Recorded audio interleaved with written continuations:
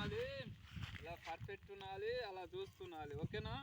మరి చాలామంది ముర్రా అని అమ్ముకుంటున్నారు. దీని వయసు వచ్చేసి 24 నెలలు, అంటే 2 సంవత్సరాలు. ఓకేనా?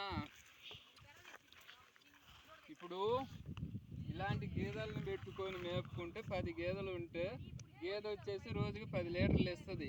10 గేదెలు ఉంటే 100 లీటర్లు ఇస్తాయి.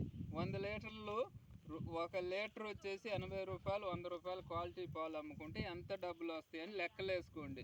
ఏమన్నా హైదరాబాద్లో జాబ్ చేస్తుండు, మా అమ్మాయిని 10 లక్షలు కట్నం వేస్తా అని ఇస్తారు, ఇవ్వండి, తప్పేం లేదు. కానీ గేదెలు మేపే వాళ్ళు లేకపోతే వాళ్ళు నీళ్లు కలుపుతుండ్రా, అసలు ఇవన్నీ ఏందన్నది కల్తీ పాలు ఇప్పుడు కూడా జరుగుతున్నాయి.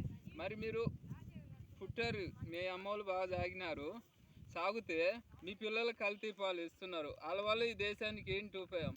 గేదెలు మేపే వాళ్ళకు కూడా పిల్లనిచ్చి ఎంకరేజ్ చేయండి. ఫస్ట్ ఆఫ్ ఆల్ నేనున్నా అంటే గేదెలు మేపుకుంటా, ఖాళీ టైంలో. బిజీ టైంలో ఏం చేస్తా? ఎమ్మెల్యేగా పోటీ చేస్తా వచ్చే ఎలక్షన్లో. మరి ఆప్షన్ ఉంది కదా. మరి అదే ఒక గవర్నమెంట్ ఎంప్లాయీకి ఉందా? లేదు కదా. అందుకని నేను ఓపెన్గా చెబుతున్నా, దగ్గర పెద్ద మొత్తంలో ఆదాయం వస్తుంది,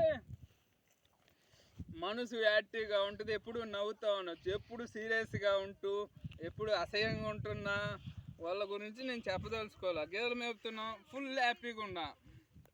ఓకే, బాయ్ బాయ్.